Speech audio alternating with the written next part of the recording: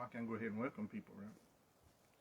All right, so welcome to Wake Up American Ministries. We are clicked on now, or signed on, or whatever you call it, and we're going to give folks another minute or so to get signed on, and we're trying this. It's the second week we've done our broadcast live, and so while you're getting ready to go to your own church. Let somebody say, hey, they're fixing to say something, and I have no idea what they're going to say. Well, I'll be honest with you, I don't either. So this ought to be quite interesting. But anyway, what we're going to be talking about today is this: don't empower your enemies. That's the title. So invite somebody real quick to join us, and we're going to bring to you a message today. Hopefully, it's going to encourage you and challenge you. Because we gotta be challenged by the word today, folks. The clock's ticking. Jesus is coming soon, and there's no time for beating around the bush and being nice and politically correct and all that jazz. So, anyway, with that being said, as soon as I get the go signal here from my other half to that we're good, then we'll get started. So thanks for joining us. So. Anyway, well, thank you for the two that have clicked on. So stay with us, and maybe other people will come on, and if not, then they can just watch it later. But anyway, we ready? We're not ready? We good? All right, so here we go. So don't empower your enemies. So does history repeat itself? Well, it certainly appears that it's about to right here in America, because, you would have thought that over time that man would have learned from other generations' past mistakes on what to do and what not to do. But, so what in the world are you talking about? Well, give me time. I got to kind of lay out a foundation here for you, that if you look back on our history, and if you go back to, let's just say, World War II. What were we doing prior to World War II? Well, we were shipping somebody that we thought was an ally. We were shipping them basically all our scrap metal, and in turn they were turning around and building their nation, and they were building lots and lots and lots of military equipment that turned out on December the 7th, 1941, they turned around and used it against us. So anyway, what am I saying today? Because this week I read two things that were very troubling. The first thing is that this current administration that lives in the White House, the big one on the hill there in Washington, D.C., well, they're proposing to give $30 million in grants for the purpose of providing, I guess you call them these harm reduction programs. In other words, it's programs that are designed to help people that have drug problems or drug addicts. Supposed to help them through counseling and various other means to come off of their addiction. But what they're going to do is they're going to give these people money, and part of that money is to be used to provide what they call safe smoking kits. Well, I'm not on key on that just yet. We're going to come back to that.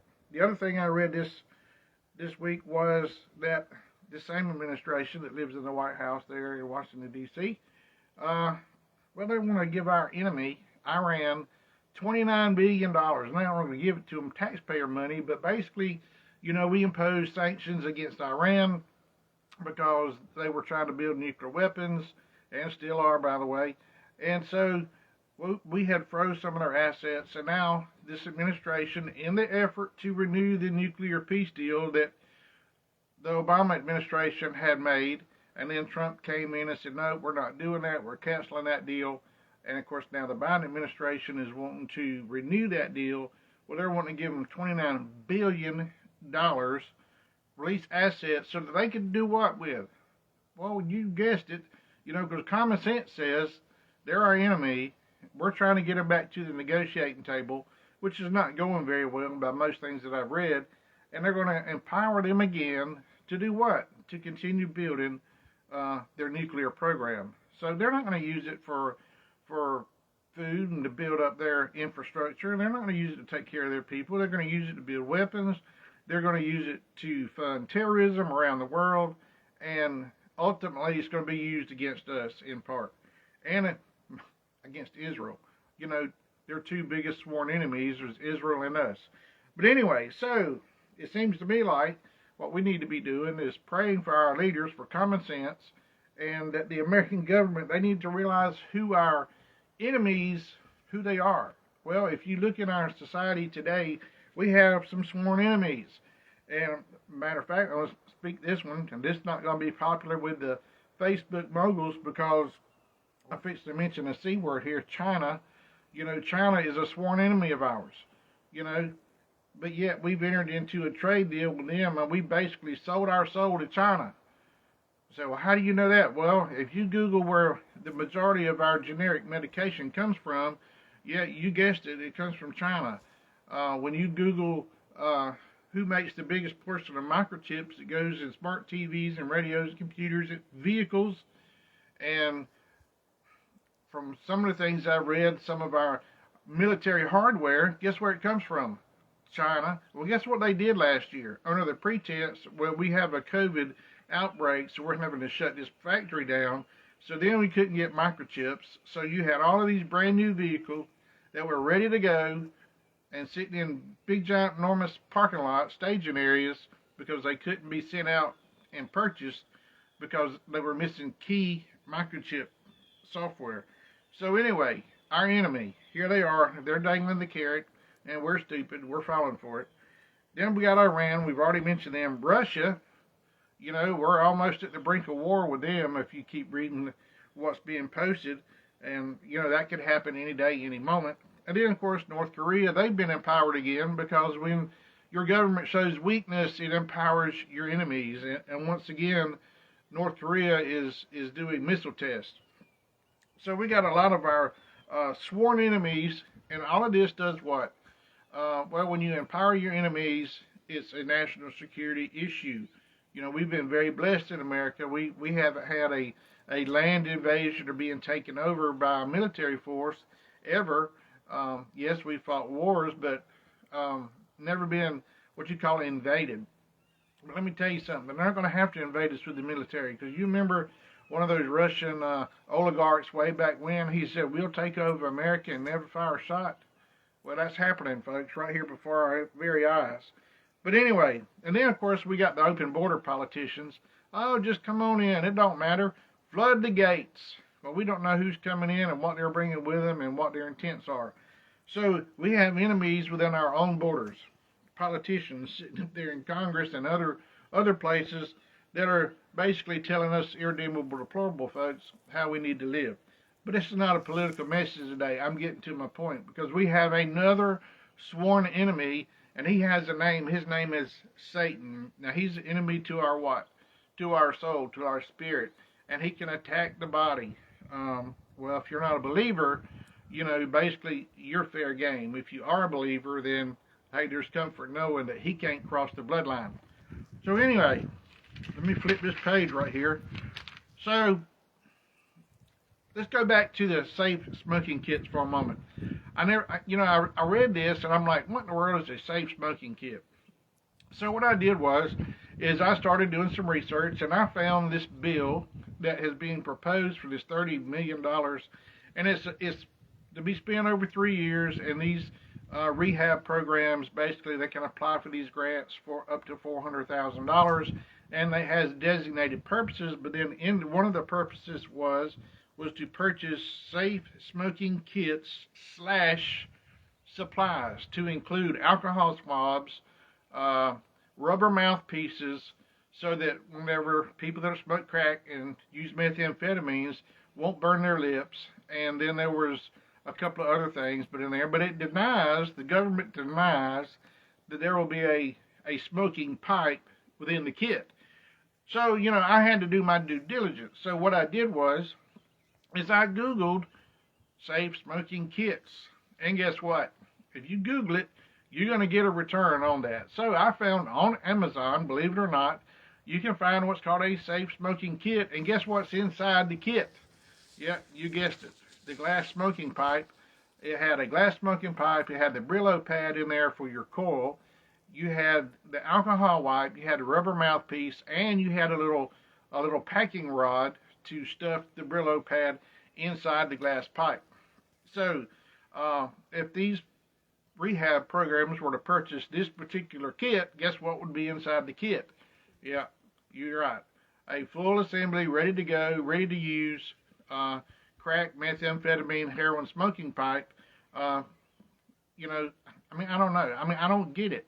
Why would you want to enable people who already have a problem to continue having a problem? I mean, you would think you'd want to spend this money on helping them to get through their problem, but most of all, what they need the blood of Jesus applied to their life and let Jesus cure them of this thing. But anyway, if you can go to any convenience store, novelty shop, vape stores, whatever, and you can buy marijuana smoking pipes and bongs and all sorts of drug paraphernalia. Well, in Georgia, and I'm only speaking for Georgia, in Georgia, it's not illegal to possess these things. However, it does become illegal to possess them once they've been used for the intended purpose, and that is to use illegal drugs.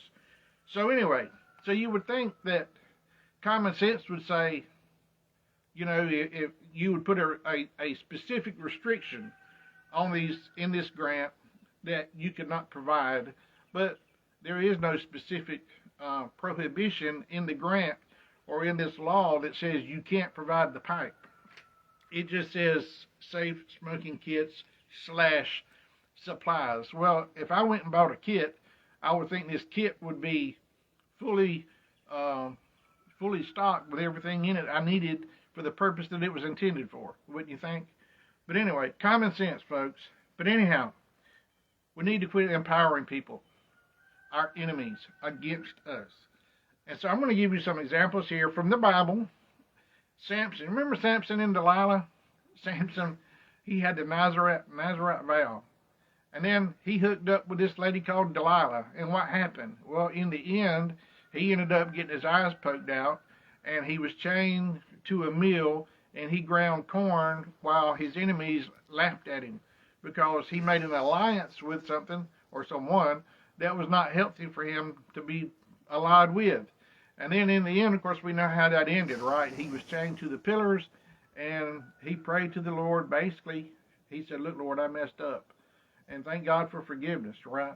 But anyway, we know that he died along with 3,000 Philistines that day.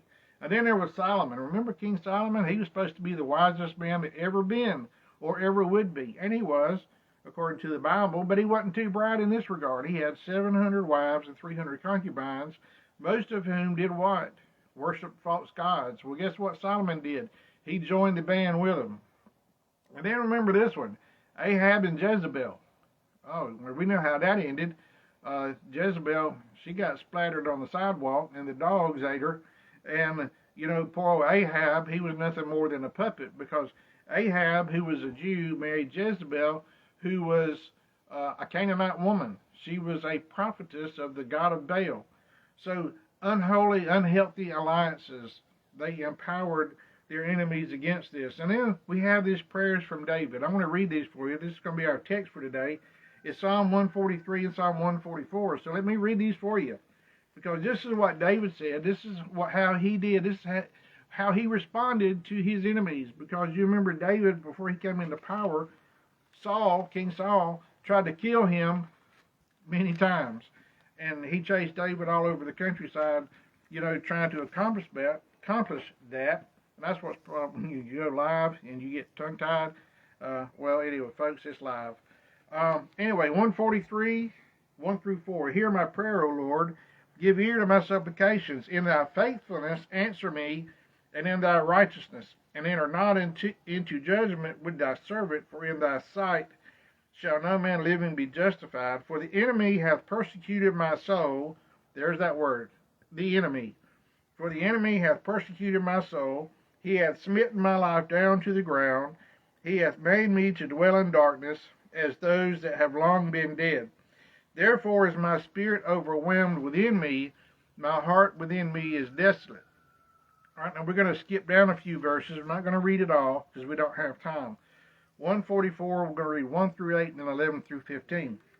It said, Blessed be the Lord my strength, which teacheth my hands to war and my fingers to fight. My goodness and my fortress, my high tower and my deliverer, my shield and he in whom I trust, who subdueth my people under me. Lord, what is man that thou takest knowledge of him, or the Son of Man that thou makest account of him? Man is like to vanity. His days are as a shadow that passeth away. Bow the heavens, O Lord, and come down. Touch the mountains, and they shall smoke. Cast forth lightning, and scatter them. Shoot out thine arrows, and destroy them. Send thine hand from above. Rid me and deliver me out of great waters, from the hand of strange children, whose mouth speaketh vanity, and their right hand is a right hand of falsehood. All right, now I want to spend a moment here, because what happens with our enemies, our so-called ally / enemy, China, they lie to us all the time, and we fall for it. Iran, they've been lying for years. They're still building a nuclear weapon. Going back into this agreement is not going to stop them from procuring a nuclear weapon. That is their ultimate goal. What they want to do is they want to destroy Israel, and they want to destroy America. And they're going to use whatever means necessary to accomplish that task. So they're lying to us. Other enemies have lied to us, and they're still lying to us. Our spiritual enemy, the devil, that's what he does. The Bible says that he is the father of lies. And that's what he does. Well, how did he deceive Adam and Eve? Well, he came to them and he told them a little bit of the truth, but he lied. He deceived them, and they fell for it. And you know, we'd think that we would catch on after a while, and we would learn how to battle back. But what did David say? He said, Lord, teach me to war. Teach me to fight with my fingers. And that's what we need to be doing. We need to be learning how to fight our spiritual battles. Because, yes, we're going to have these battles in the physical, but most importantly, because this is what counts for eternity, is how we fight in the spiritual side of this thing and how we come out of it. This is what's going to count for eternity. All right, so then 11 through 15 says what? He says, rid me and deliver me from the hand of strange children, whose mouth speaketh vanity, and their right hand is a right hand of falsehood. Again, lying. That our sons may be as plants. To see, these are the benefits, okay? You get this? Because he's praying to the Lord. These are the benefits. That our sons may be as plants grown up in their youth, that our daughters may be as cornerstones, polished after the similitude of a palace, that our garners may be full, affording all manner of store, that our sheep may bring forth thousands and 10,000s in our streets, that our oxen may be strong to labor, that there be no breaking in nor going out, that there be no complaining in our streets. And this all goes back to what? Lord, teach me my hands to war, my fingers to fight. And he's saying, God, you're my strong tower. You're my fortress. You're the one that I trust. You are my shield and my buckler. And that's it. I mean, that sums it all up right there, folks, is without God, it's all pointless. We got to have God working for us in our lives. Well, how do you do that? You ask Jesus to come into your life. You make a commitment to serve the Lord all the days of your life. And you know what? He'll fight for you. And many times you won't have to lift a finger. Maybe you'll have to lift a prayer, but you may not have to lift a finger. All right? And then this is what it says. This verse 15 says, happy is that people that is in such a case. Yea, happy is that people whose God is the Lord. So I want to read you one more verse, and we're going to close on this. This is Hosea 4 and 6, because, folks, it seems like we have very intelligent people. It's hard to believe that in our nation that we don't have people who can build things that are necessary, you know, medication. I mean, really? I mean, you want your enemies making your medication? You want your enemies making things that go in your military hardware and other things that are vital for our national security? I don't think so. But this is what it says. My people are destroyed for lack of knowledge. Folks, we don't have a lack of knowledge in this country. What we have is a lack of knowledge for the people that want to know the Lord. That's where we're struggling at. That's it. That's the fight right there. Because without God in your life, you're doomed to an eternal place called hell. And there's nothing there, but it's a dark, nasty, fiery, gloomy place and full of torments and everlasting punishment. It says, my people are destroyed for lack of knowledge, because they have rejected knowledge. I will also reject thee, that thou shalt not be no priest to me, seeing that thou hast forgotten the law of thy God. I will also forget thy children. Folks, we got to keep God first. We're in these last days. We got to get ready. We got to stay ready to meet Jesus in the air when that moment comes, or if we take this last breath. So that, folks, that's it today. Don't empower your enemies. Look to the heavens. Look to Jesus. Keep your focus on him, and he'll take care of the things that we need him to take care of. If we do our part, he'll certainly do his, because he says, I'll never leave you nor forsake you. That's a promise from him. These are not my words, these are his words. So, folks, that's all we have for you this week. Fathers, husbands, young men, don't forget tomorrow is Valentine's Day. Don't forget Sweetie, because if you do, that's probably not going to work out so good for you tomorrow. But anyway, if you don't have a home church, you're welcome at the Rock Worship Center. And Lord willing, we'll see you next week.